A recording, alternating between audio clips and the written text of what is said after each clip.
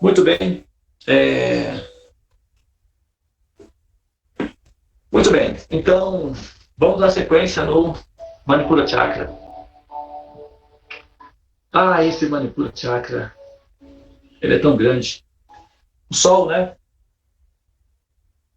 Ele é o maior de todos os chakras. Ele é desse tamanho. O Sol rege esse chakra. Então, o espaço dele é vasto. Nós já... É por isso que a barriga cresce, né? Quando a pessoa está orgulhosa, você diz, tem o rei na barriga, né? O Sol está na barriga. E fica grande, né?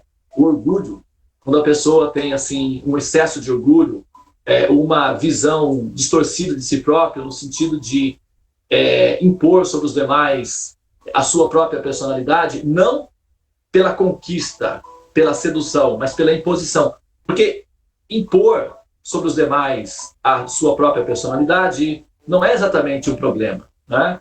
Desde que isso seja feita com uma dose significativa de amor. Por exemplo, um artista, ele precisa fazer isso, ele precisa influenciar as pessoas com a sua personalidade. Se ele não souber fazer isso, ele não vai conseguir ser reconhecido, né? Um político, por exemplo, ele tem que impor a sua personalidade sobre as outras demais, senão ele não consegue se eleger. Tá? Um professor na sala de aula, se ele não souber impor a sua própria personalidade, o que vai acontecer? Ele não vai conseguir dar aula.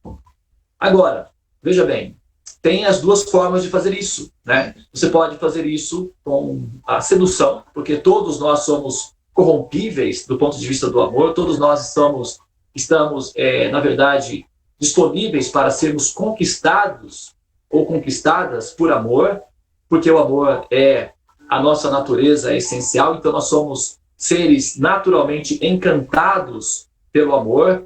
Em algum momento nós somos seduzidas como almas pelo amor. Por exemplo, só para dar um exemplo aqui um pouco esdrúxulo, o Hitler, eu estou dando os exemplos do Hitler porque eu estou meio influenciado aí pelos estudos que eu estou fazendo dos serial killers, mas também tem o Stalin, né, que é um serial killer. Ele tinha amor pela esposa dele, ele era terrivelmente apaixonado pela esposa dele, né? Só que a esposa dele, ao deparar-se com a realidade de que ela era casada com um serial killer, ela cometeu suicídio. E isso deixou ele completamente consternado, né? Depois que ela cometeu suicídio, ele se tornou realmente ainda mais terrível, porque aí ele colocou, não é, aí ele ficou sem esse tempero básico do amor, que era a esposa dele. E, como consequência disso, o mundo experimentou, né, a fúria desse serial killer, cujo poder não tinha praticamente limites nas mãos, né? E o resultado é aquilo que nós já conhecemos na história. O Hitler, ele era encantado por uma cachorra, que era a cachorra dele, que era uma pastora alemã. Ele simplesmente a adorava, ele a amava muito. E tinha também, por incrível que pareça, uma menina, ela era judia, uma garotinha. Se vocês conhecerem a história da biografia de Hitler, ele se encantou porque ele não teve filhos pessoais, né? Ele e a esposa dele, por algum motivo, ele era estéril, né? Sim. E tinha uma garotinha que era judia, que na época do auge do Hitler, eles trocavam cartas, né? E ele tinha essa menininha como se fosse uma filhinha querida dele. Por muitos anos, eles trocaram cartas, a menina ia no palácio, a família passava os dias com o titio, ela chamava de titio Hitler, titio Adolf, né? E então eles conviviam assim, e ele tinha muito carinho pela menininha, e era como uma filhinha dele, né? Então aí a gente vê que, de fato, o amor, ele aparece assim, no ser, independentemente do mais terrível que possa ser um ser com outros, em algum momento eles possuem amor, pelo menos em algum ponto é possível identificar esse traço, né, de amor. Então, nós somos seres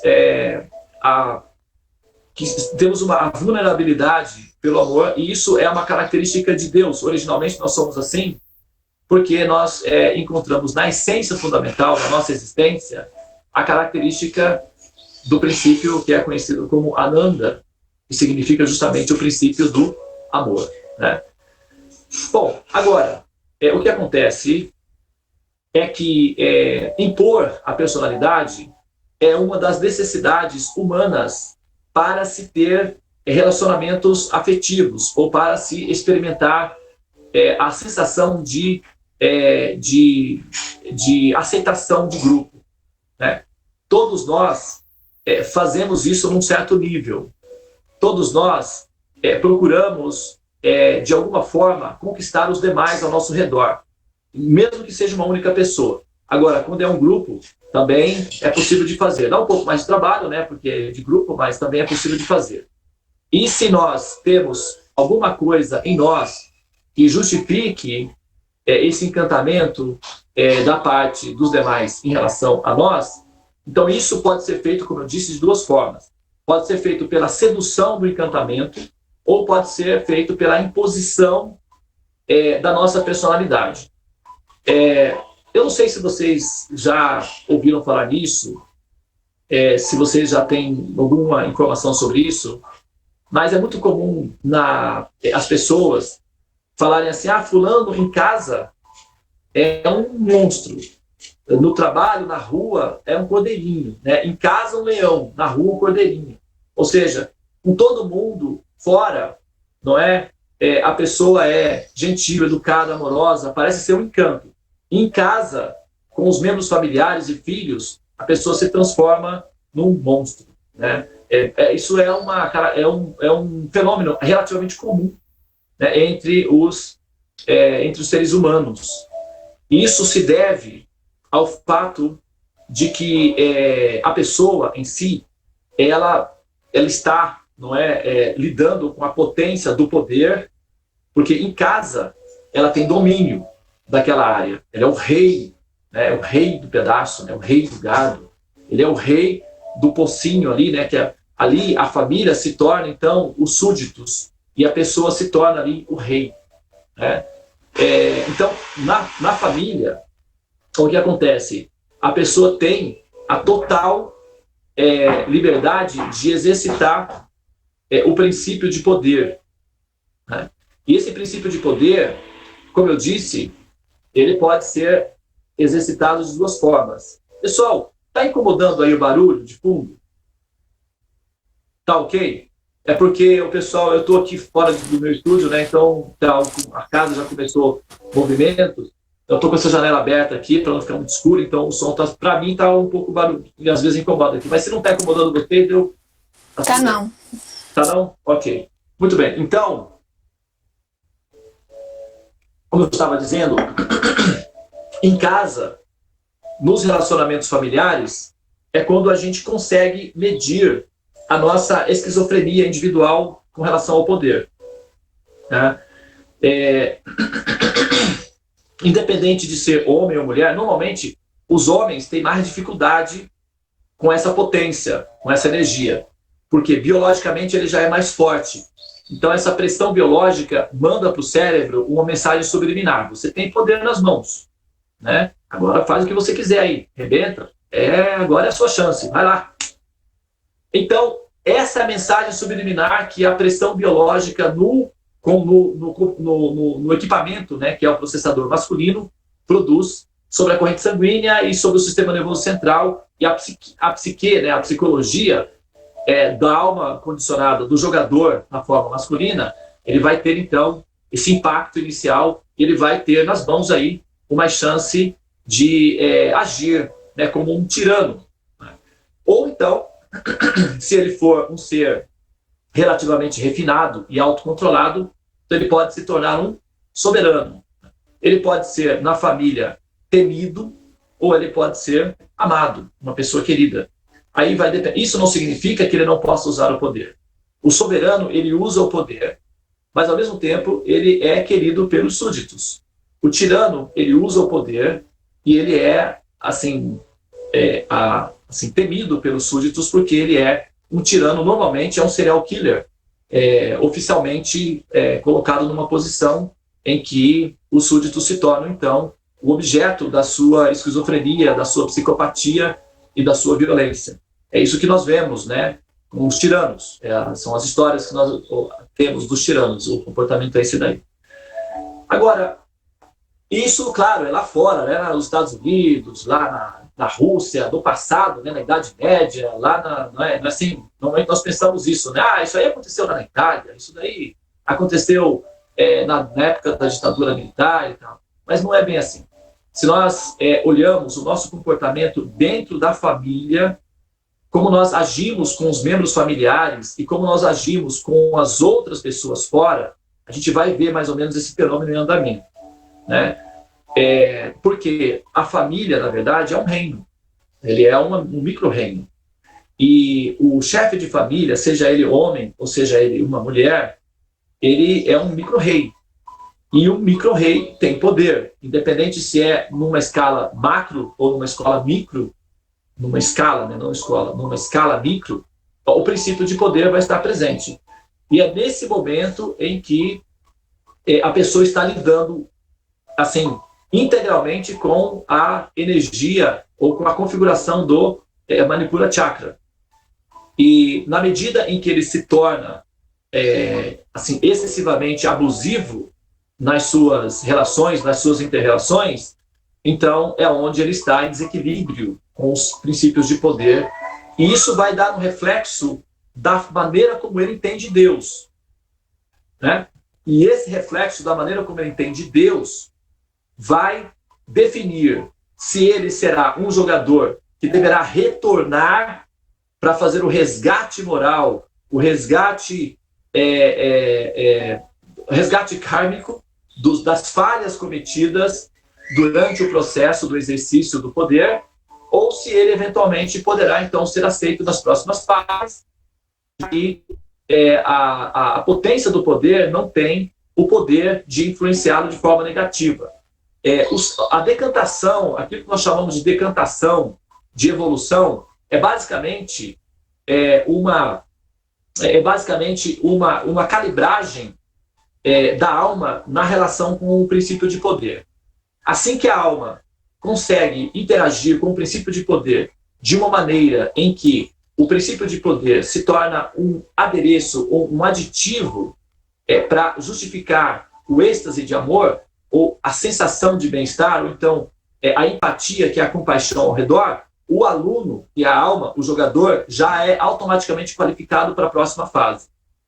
Se ao exercitar o princípio de poder, esse ser falha num nível significativo, então automaticamente esse jogador é desclassificado, então ele retorna novamente para recomeçar o processo. Ele retorna com o pacote das falhas, que estão os pacotes kármicos, acompanhado da necessidade de continuar jogando e aprendendo a lidar com essa energia, sem que isso seja uma afetação psicológica ao ponto de fazer o ser ficar esquizofrênico e violento ao seu redor.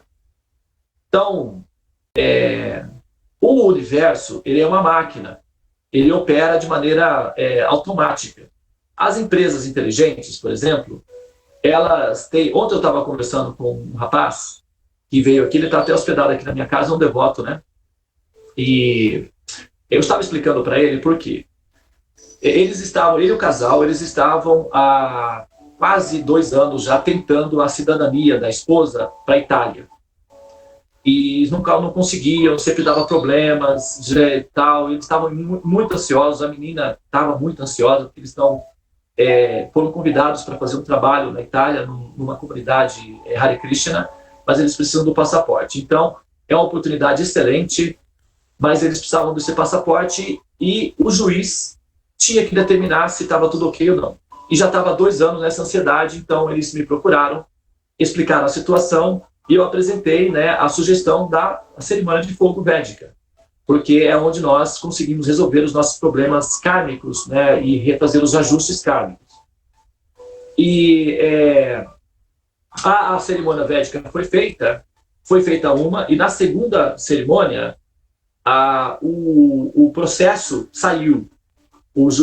Nós estávamos aqui fazendo a cerimônia. Durante a cerimônia, o juiz assinou o documento liberando o passaporte da menina. Quando ela chegou em casa, já estava no e-mail a liberação do passaporte dela. Então, agora eu perdi um pouco o raciocínio do porquê eu estou falando isso. Por que, Carol? Me ajuda aí, vai. Por que eu falei isso daí? Quem pode me ajudar? Tola, se você pode me ajudar? O senhor estava falando dos jogadores. Processo de poder. Eu estava falando dos jogadores, certo? Que os jogadores, quando vêm para cá, se não seguir uma trajetória de acordo com o universo, ele acaba acumulando karmas. Aí o senhor entrou nesse quesito aí da moça aí que tá com problema. O senhor estava falando primeiro do serial killer, desses tipos de pessoas. Muito bem. Ainda bem que eu tenho vocês, porque senão Tula, você quer? Isso mesmo. A Lucy está certa. A Lucy não é nação. Ela não é alucinação. Ela está consciente. Eu fiquei relativamente alucinado, mas felizmente nós temos a Lucy, que eliminou a minha alucinação. Na verdade, às vezes eu vejo vocês aqui, eu estou falando, eu vejo vocês assim com a carinha, né? Eu fico imaginando, onde é que está a cabecinha dessas pessoas? Será que né, o encantamento, porque são muitas informações, então a mente vai, né? Você vê como é que é o processo do Mahamantra, né? Para você manter a mente concentrada no Mahamantra, dá um trabalhinho, não dá? Então, 5 minutinhos, conseguir 5 minutinhos assim já dá um... Nossa, que maravilha, conseguir 5 minutos manter a minha mente focada. Depois ela vai, você consegue trazer. Então você vai nesse jogo, né? Esse jogo aí de queda de braços, né? Nessa capoeira, né? Com a mente para ela poder ficar concentradinha ali no Mahamantra. Dá trabalho, né? Então eu fiquei assim, pensando, né? Como é que eu faria para identificar, não é? Se o grupo está me acompanhando, porque no final eu pergunto, alguém tem alguma pergunta, algum comentário? E eu vejo que não tem perguntas, muitas vezes não tem comentário, algumas vezes tem, né? Mas aí eu fiquei pensando assim, será que realmente isso está sendo, né, processado, está sendo bem aproveitado? E essa maneira que de vez em quando, né, eu vou assim perguntar, né? Para poder ter uma interação mais produtiva, eu vou perguntar o que está acontecendo, por que eu estou falando isso, para justamente acompanhar, puxar o grupo, né, de volta para o tema principal, para nossas mentes não ficarem muito dispersas. Mas é isso mesmo, você está correta, viu, Lucy? Obrigado, viu? Parabéns, é isso mesmo. Eu estava explicando, eu dei esse exemplo da menina aqui, da cerimônia de fogo, porque é o seguinte, veja bem, o universo, eu estava falando sobre o universo ser uma máquina, uma empresa, ser um processo mecânico. As empresas inteligentes, avançadas, o que elas fazem? Atualmente, os serviços são automatizados. O gerente, antigamente, era sobrecarregado. Tudo ia com o gerente. O gerente ficava assim, tipo... Normalmente os gerentes eram gordinhos e carecas, né? Porque o cara fica sentado ali em choque e o cabelo cai. Tanto problema na vida, né? Então, é muito comum, assim, você pensa, gerente, o que vem na mente? Um gordinho careca. Porque é o que acontece com o gerente de uma empresa. Ele fica inflado, né, de tanta preocupação e o cabelo cai. Aí, o que as empresas inteligentes fazem? Elas deixam tudo automatizado. Os serviços básicos, gerais, você entra no site, resolve tudo pelo site, ou então atendimento automático. Quando o assunto é realmente importante, só quando ele é importante, é que ele chega até lá nas instâncias superiores, nas instâncias supremas, né? Então, o universo, por ser uma máquina inteligente, criada por um ser inteligente, ele tem um funcionamento mecânico inteligente também, né? E para definir ou para selecionar os jogadores, é preciso porque são muitos jogadores, né? Então é preciso de um sistema automático. Então o sistema contabiliza o nível de violência que foi cometido durante o jogo. as faltas que foram cometidas durante o jogo. Então, existe um termômetro automático. Não é que a alma vai passar por uma junta, por uma comissão. Em alguns casos até sim. Mas, na maioria dos casos, o processo é automático. A alma simplesmente, o registro já existe um registro automático, e ali se contabiliza o nível de violência cometida. E esse nível de violência, então, ele é automaticamente determinante para dizer se o jogador passa ou se reprova. E esse nível de violência, ele não é necessariamente contabilizado apenas quando ele é feito fora de casa ou no outro país. Não é? Por exemplo, os japoneses, eles são muito conhecidos por serem extremamente honestos e educados com eles, entre eles. Só que quando eles saem para as guerras, eles se tornam serial killers, assassinos perigosos. Roubam, matam e destroem terrivelmente, como eles fizeram na Segunda Guerra Mundial. Então, esse nível de violência externo é contabilizado. Ao contrário, também é assim, na hora em que...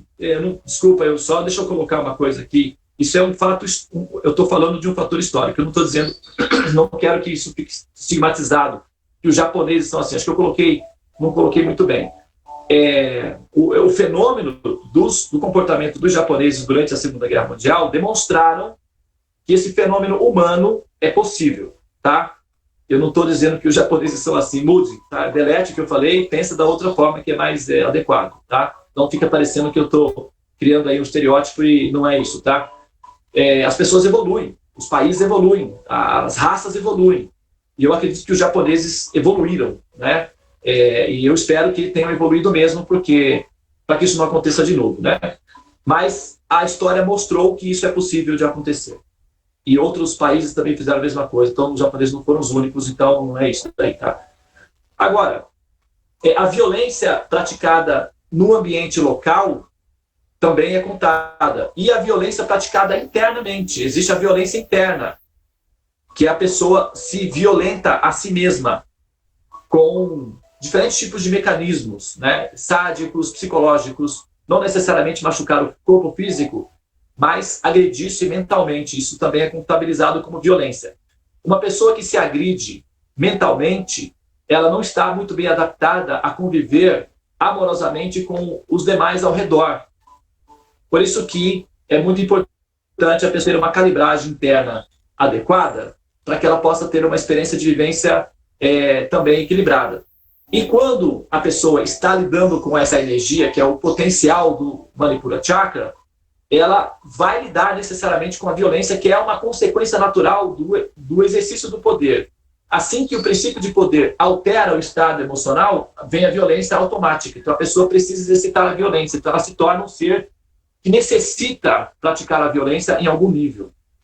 E essa necessidade de exercitar a violência é que determina um jogador desqualificado para as próximas fases. Então esse jogador tem que retornar, até que ele aprenda a controlar o nível de violência interna e externa e consiga, então, eventualmente, ter a lucidez para perceber a importância do princípio da empatia através do altruísmo. E, nesse sentido, eu acho que, para fechar a minha fase aqui, a minha fala, que não deu para entrar na teologia ainda, em algum momento eu vou entrar, e eu vou terminar aqui com o Raul Seixas, né, o Raulzito. Eu acho que o pessoal pode até, assim, se lembrar disso, né? O nosso Raul, né? Ele cantou uma música lá, ele criou, né? Na verdade, ele fez um download de uma informação muito importante. Talvez ele não sei exatamente até que ponto ele assimilou a informação do download, mas ao menos ele tornou o download visual, né? Para que a gente pudesse pensar sobre ele. E ele deixou a seguinte informação: eu sou tão egoísta, mas tão egoísta, que o auge do meu egoísmo é querer ajudar.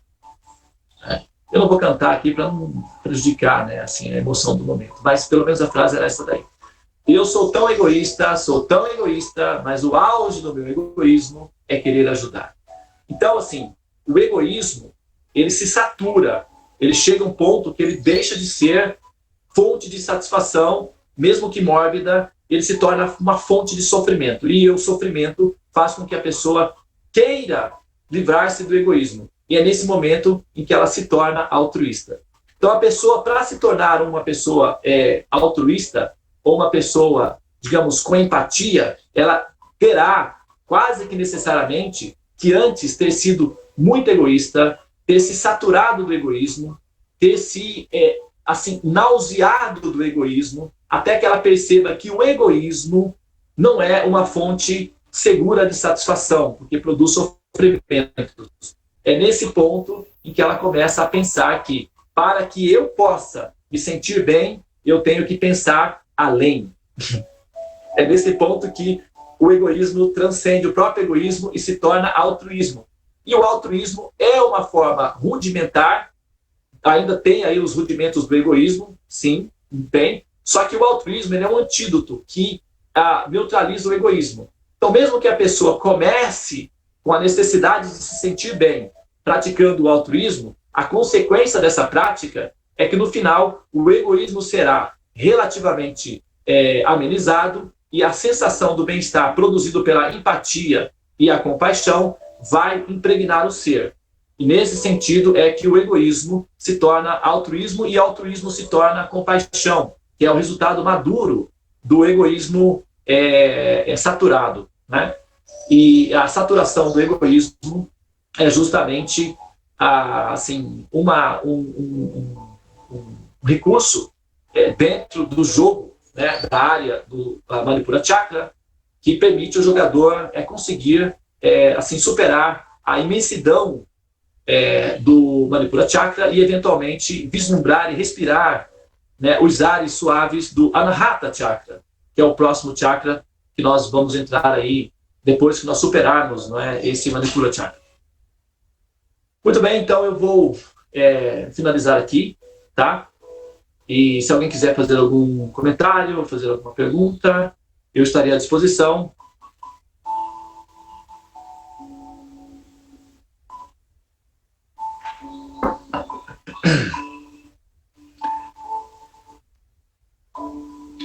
Ô, Prabhu, eu tenho uma pergunta. Você pode repetir a respeito desse chakra aí, do qual chakra o senhor estava se referindo? E essa questão aí do egoísmo, do orgulho, o que ele afeta o chakra no qual o senhor está se referindo? O que pode causar em relação à doença, alguma coisa, desequilíbrio físico? Ah, tá. Bom, nós estamos já numa série, né? Essa é a terceira, é o terceiro pacote da série dos chakras, né? Nós estamos analisando chakra por chakra, né? Nós demos início aí no Muladhara Chakra, depois nós entramos no Swadhisthana Chakra e agora nós estamos explorando o Manipura Chakra. Então, eu vou dar a resposta aqui, mas para que você compreenda a resposta integralmente, a sugestão é você acessar as investigações anteriores para que a resposta que eu der aqui faça pleno sentido para você, tá bom? De qualquer maneira, eu vou dar a resposta porque a pergunta é boa e ela é muito útil. Manipura Chakra, Mani significa mente e Pura significa o local, né? O princípio fundamental desse chakra é o poder, que é o desafio principal, né? O poder é um dragão. E esse dragão deverá ser domado. Ele não pode ser morto. Ele é um dragão eterno. Ele só pode ser domado. Ele não pode ser destruído. Porque o poder é bom. O poder não é ruim. O poder nas mãos de uma pessoa boa é uma coisa boa. O poder só se torna ruim nas mãos de uma pessoa inferior, ignorante, sem realização, sem conhecimento, sem superioridade intelectual, né? No sentido da superioridade intelectual moral, não no sentido da superioridade intelectual mecânica, porque um serial killer pode ser um excelente intelectual. Existem muitos excelentes intelectuais que são assassinos em massa. Então, só a intelectualidade não é suficiente. A pessoa precisa ter um refino moral, interno, ético. Para isso é necessário conhecimento. Então, o poder, ele é um dragão, tem que ser conquistado, tem que ser dominado. E os jogadores, quando entram na série, depois de terem superado as 2 séries anteriores. Quando entra na série do Manipura Chakra, então ele se depara com esse dragão. Esse dragão, ele não é apenas um inimigo formidável que vai devorá-lo, mas ele é também um hipnólogo encantador. Na verdade, ele é um mago, né? E ele encanta os jogadores para que os jogadores se sintam bem com ele e se sintam abrigados. Essa é a técnica perfeita para se devorar, não é? É o que as bruxas fazem, não é? O que as bruxas fazem nos contos de fadas? Criam uma ilusão, né? Uma maçã perfumada, uma casa de doces. Não tem aquela bruxa da casa dos doces, que faz uma casa dos doces e tal, e atrai as criancinhas, e chega lá e ela devora as criancinhas. O lobo mau, que se disfarça de vovozinho e tal. Então, esse dragão, esse mago formidável, que é o poder, ele então atrairá suas vítimas a um determinado ponto, onde elas serão devoradas constantemente. Isso chama-se samsara, que quer dizer o ciclo do repetido nascimento e morte dentro do reino das sombras, que é a ilusão de Maya. E identificar que isso é um truque é a primeira etapa, não é? Essa identificação, ela só vem como consequência de uma série de sofrimentos produzidos como consequência das falhas, né? Então, por exemplo, eu posso citar, como você mencionou, quais seriam os problemas de saúde consequentes da experiência da relação com o Manipura Chakra. Eu poderia dizer que todos, né? Todos os problemas de saúde, porque a pessoa deverá morrer, nascer, morrer, nascer.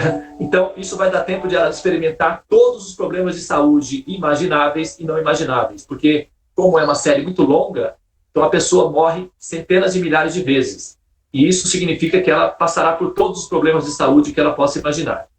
Agora, se eu pegar pontualmente para mostrar um ponto específico que possa ser identificado aí, normalmente, como é o orgulho, né, que está em operação, e a violência que está em operação, normalmente, assim, de um modo muito genérico, tá? Eu estou sendo específico, mas de um modo muito genérico, são problemas relacionados com o joelho, com a coluna e com o coração, tá? Então, esses 3 pontos são os pontos que normalmente são afetados quando a pessoa está exagerando na dose do veneno, que é o poder. A diferença entre o remédio e o veneno é a dose, né? Eu havia dito anteriormente que o poder nas mãos de uma pessoa compassiva se torna, né, assim, um instrumento de libertação, um instrumento de paz e de felicidade para outras pessoas. Eu posso citar aqui um caso específico, por exemplo, só para dar uma justificativa visual dessa metáfora que eu estou dando. Nós temos aqui, eu não sei se ela está ainda na sala, a Márcia Moscato está aí? Você está aí, Márcia? Tá. Estou aqui. Vou dar um exemplo, tá? Aqui. E tem a irmã do Vilmar, que é um menino que está indo todos os dias pela manhã lá no nosso espaço para fazer o mantra comigo. Ele também está mais ou menos numa situação muito semelhante ao da Márcia. Eu vou falar isso aqui porque é uma coisa boa, né? A Márcia, ela vai falar pessoalmente, a gente vai combinar aí um dia ainda.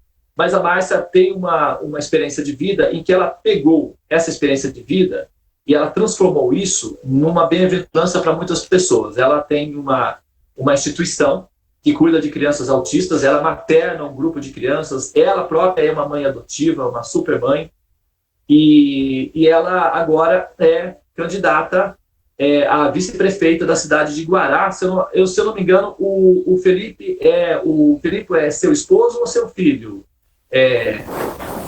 Não, o Júnior Filipe, ele é um candidato, não é meu parente, não. Não, tá. E você é a candidata a vice, né? Eu sou candidata a vice, isso mesmo. Muito bem. Então, olha só, isso significa o quê? Que ela terá, né, ela está pleiteando ter as mãos dela princípios de... Certo? Então, o que acontece?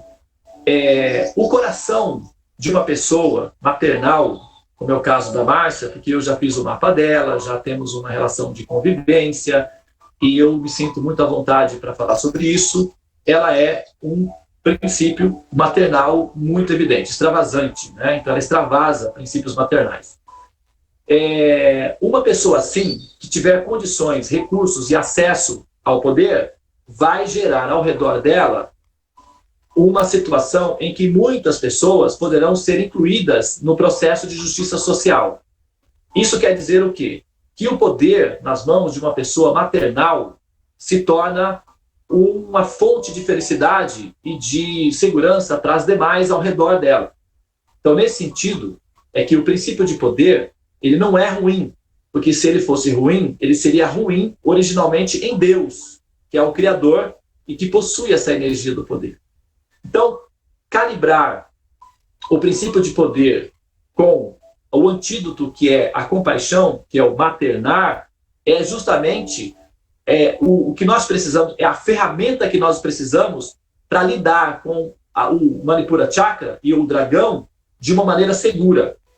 Sem esse bastãozinho, que é uma varinha encantada, vamos fazer uma metáfora aí, como um conto de fadas, né, que nós estamos utilizando metáforas aí. Então, imagine que você tem um bastãozinho encantado na mão. E quando o dragão vem para devorar, você coloca aquele bastãozinho e o dragão se acalma. Imagine se você tem uma arma assim, que é mais fácil de lidar com o problema, não? E esse bastãozinho é o princípio maternal, é a compaixão. Aquele ser que tem compaixão e que tem sentimentos maternais, que tem um princípio altruísta, que tem um princípio de empatia em desenvolvimento, então essa pessoa tem nas mãos um bastãozinho encantado. Sempre que o dragão chega, não tem problema nenhum. O dragão se torna como um gatinho de estimação, como um ser querido. Então ele transforma o que seria um perigo em uma solução. Mas é preciso ter essa arma em desenvolvimento. E essa arma é justamente o antídoto que controla o dragão do poder, que é o princípio de altruísmo, que é a compaixão.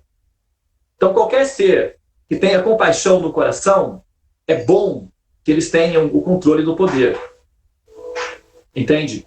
E em casa, numa família, na convivência com os demais dentro de casa, nós precisamos ter essa mesma atitude. Porque em casa, nós temos o poder. Não quer dizer que a gente não possa brigar, não. Pode sim, tá liberado, pode brigar bastante, porque, inclusive, é assim que a gente resolve os problemas do Big Brother, da família. É brigando mesmo, assim. Só que não pode ser o desejo de controle, não pode estar acima do princípio de amor. Ou seja, sempre tem que estar bem claro que o amor é o objetivo final, né? Então, assim, isso se aprende com a prática, se aprende justamente com a família mesmo, que é uma terapia de grupo. Então você briga e você vai lá e pede perdão e abraça e dá beijos e depois começa de novo, no outro dia tem... E a vida continua assim. Então a batalha, ela vai continuar. Porém, o princípio de amor tem que estar superior ao desejo de controle dos demais. E aquele que consegue fazer isso vai conseguir claramente identificar a diferença entre um serial killer, um micro serial killer que mata as pessoas ao seu redor, né, que aí é a nossa luta diária para não estarmos aí nessa fase, e felizmente esse é o nosso caso, né? Também daqueles que são relativamente assim, abusivos, né, com relação ao princípio de poder. Tá? Então, questões físicas estão normalmente relacionadas com a coluna, os joelhos e o coração. Agora, isso é muito genérico, tá? É uma forma muito genérica de afirmar. Mas, de forma absoluta, problemas de saúde, todos, porque vai te obrigar a renascer na forma de carbono, que é a forma humana.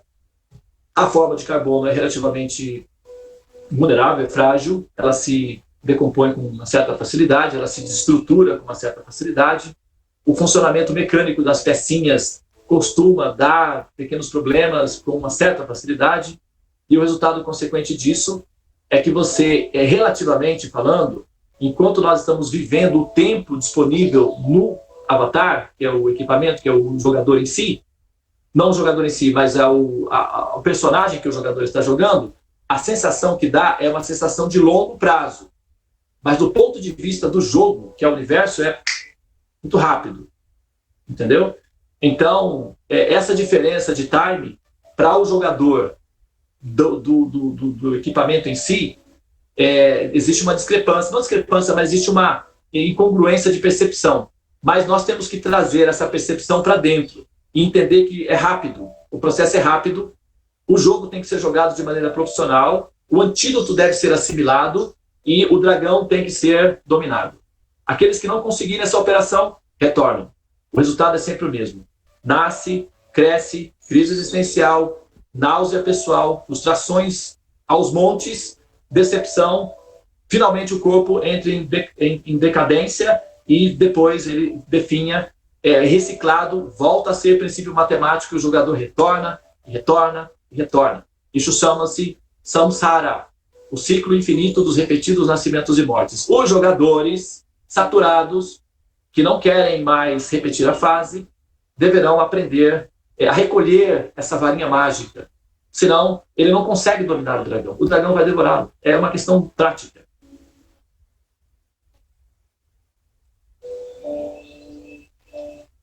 Entendeu? Entendi, Prabhu. Obrigada. Muito bem. São 8h03. Eu acho que tá bom por hoje.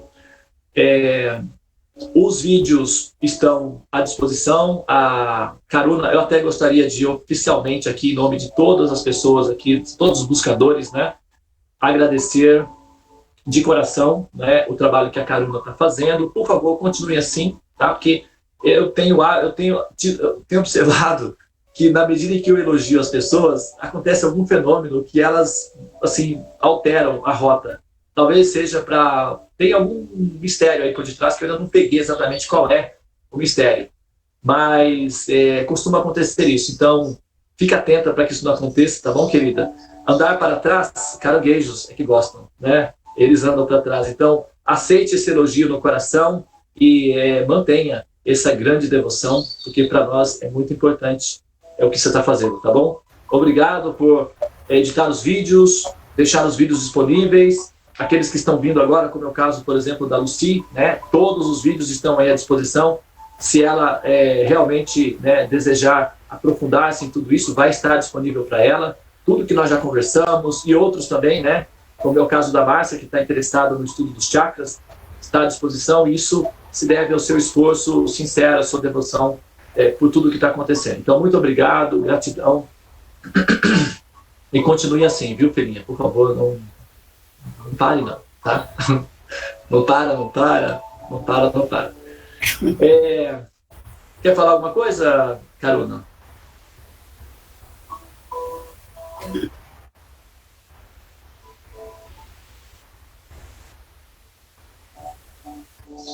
Isso. Eu mandei uma mensagem para a Márcia, né, Márcia, perguntando se ela aceitaria que eu a introduzisse ao grupo, né, porque ela não está no grupo dos Buscadores do Infinito, então ela não tem acesso aos links, né. Eu não sei, ela, assim, se ela assim, vai aceitar assim que ela der a resposta, aí a gente já, ou então passa o link individualmente, vamos ver, tá bom? Aceito sim, viu? Só uma sugestão. Fala. Karuma, o que você acha de repente criar no YouTube mesmo o grupo para colocar esses vídeos lá, daí aí fica lá postados, quem quiser acessar entra lá no YouTube. Mas esse grupo existe no YouTube? Sim, Buscadores do Infinito. Tá tudo lá? Ah, tá, não sabia. Acessou o link, vai cair nos Buscadores do Infinito e ali ela terá todos os vídeos relacionados aos chakras e também aos vídeos que já foram feitos dos estudos do Bhagavad Gita, que a gente vai retomar assim que nós terminarmos a série dos chakras. Ah, tá, desculpa, eu não sabia. Eu achei que era só o caminho dos devas que estava lá. Tá, beleza. Muito bem, a Márcia acabou de dizer que aceita sim o grupo, então eu vou introduzi-la e você libera os links e ela vai ter acesso, tá bom? Muito bem, meus queridos buscadores, Então chegou aquela hora, né, do trabalho de parto. Vamos entrar em trabalho de parto. Temos alguma doula aí no grupo? Muito bem. A gente se vê então amanhã. Amanhã eu já estarei no estúdio, né? Nós já vamos fazer também assim, abrir o fogo. E vamos abrir então todos os microfones e dar um tchau aí coletivo, que fica legal, né? A torre do adeus. Vamos subir na torre. Tchau, gente. Tchau, até amanhã. Até amanhã. Tchau, gente. Bom dia pra vocês. Bom dia. Tchau, bom dia. Tchau, queridos. Tchau. Haribo. Haribo.